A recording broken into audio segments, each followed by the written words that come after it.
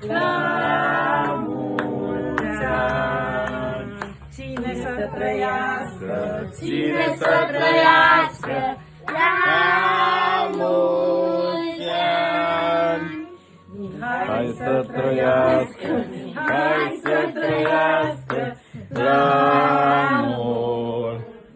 Urmează să aveți 10 minute de pauză, dar haideți să-i cântăm și noi la mulți ani colegului nostru Mihai, bine?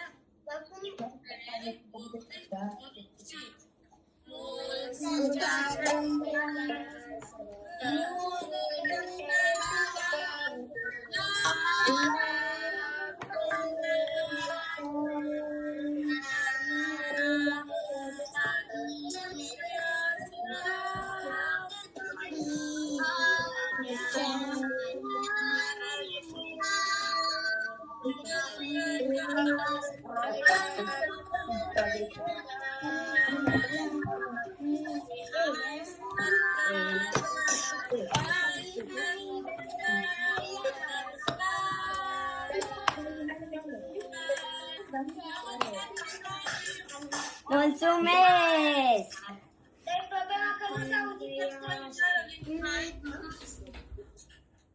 Îi combinarea pentru Mihai, toți căreții.